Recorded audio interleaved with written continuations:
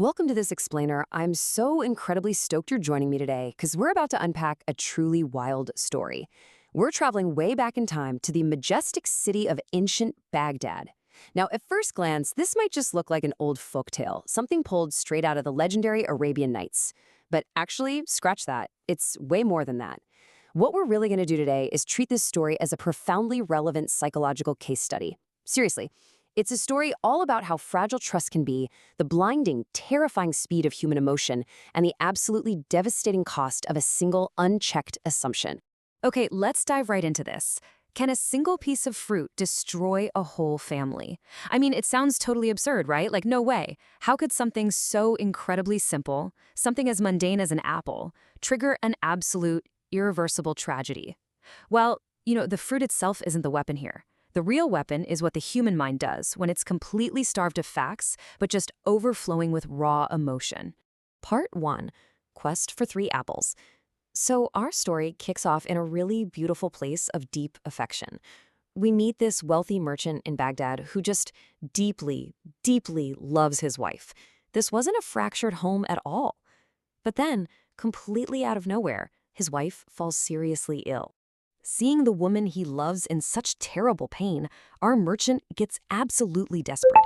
He just wants to bring her any comfort he possibly can.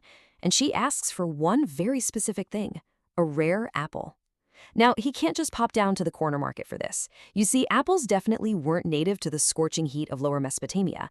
Back then, they were an extreme luxury, imported from much cooler mountainous areas. But he's so determined that he takes off on a grueling, multi-day journey, eventually tracking them down in a distant royal garden, literally one of the only places wealthy enough to grow them, just to fulfill her one wish. And he finally gets the prize. But I want to cement a very specific detail in your head right now. 3. He found exactly 3 precious apples in that garden, and he carefully brought them all the way back home for his sick wife.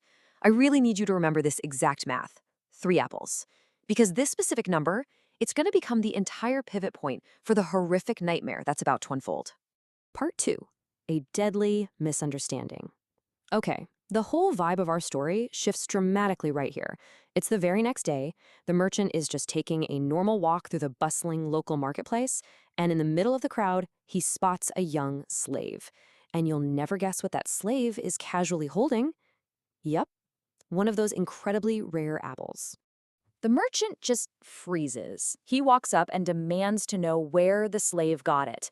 And the slave practically brags, saying, "A beautiful woman gave it to me. Her husband traveled far to bring her 3 apples." Just take a second. Feel the absolute crushing weight of those words. You can practically feel that toxic seed of jealousy being planted right then and there in the merchant's brain. The math adds up perfectly. The incredibly specific details match exactly.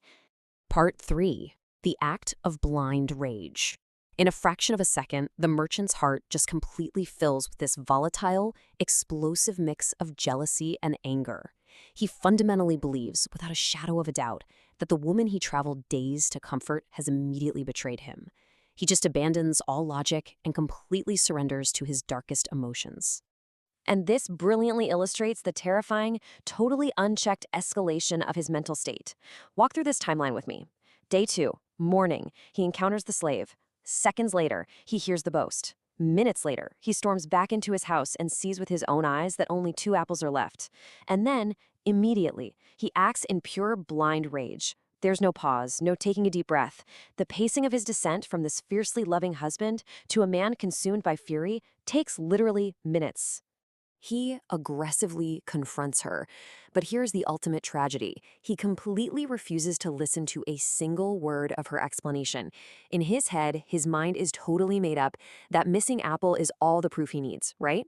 Acting entirely in this blind fury, he kills his innocent, sick wife. It's a horrific, absolute climax driven completely by a failure to just stop, communicate, and listen. Part 4. The heartbreaking confession. So, the terrible deed is done. The raging anger has peaked, and now it starts to sort of recede into the quiet of the evening. The merchant is sitting there at home, and then suddenly, his young son bursts into the room, just sobbing. The young boy looks up at his dad and tearfully confesses, "Father, I'm so sorry. I secretly took one apple to play outside, but a stranger stole it from me. Wow. Imagine the utter, suffocating horror washing over the merchant in that exact microsecond. That crushing, world ending realization that his wife's explanation, the one he completely refused to listen to, was the actual truth. His innocent wife never betrayed him. That bragging slave in the market, he was just some stranger who stole fruit from a kid and made up a flashy story to sound cool. So, the crucial point here is totally captured in this fatal gap. On one side, you have the merchant's assumption his wife betrayed him. It was a completely false narrative built entirely on circumstantial evidence and fueled by his own insecurity. And on the other side, the actual truth his son innocently took it and a stranger stole it. It perfectly highlights the profound and honestly sometimes lethal danger of snap judgments. The truth was literally right there, but his anger completely blocked his access to it. Part 5. The Search for Justice. Overcome with an unbearable, totally life-shattering grief, the merchant realizes the sheer magnitude of what he's done. And to his credit, he doesn't run.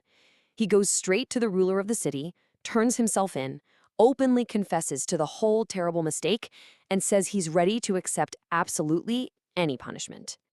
Here's exactly how the aftermath unfolds procedurally. Step 1. The merchant surrenders. Step 2.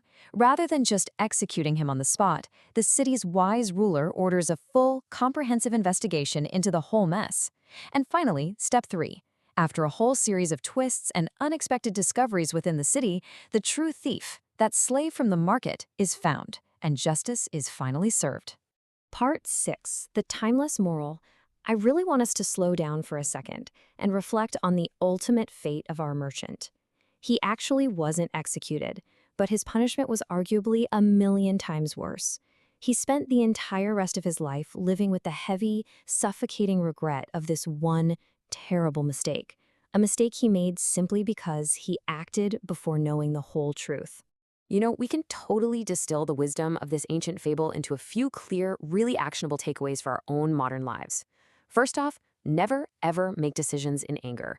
Your logical brain is essentially turned off when rage takes the wheel. Second, a single moment of patience is absolutely vital. That tiny pause between a stimulus and your response, that's where your true power lies.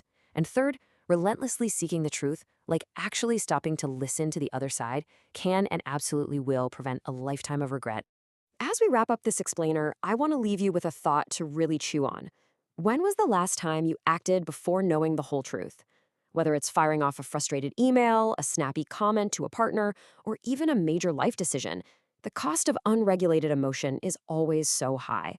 Just take a breath, gather the facts, and whatever you do, don't let a missing apple dictate your reality. Thanks so much for learning with me today.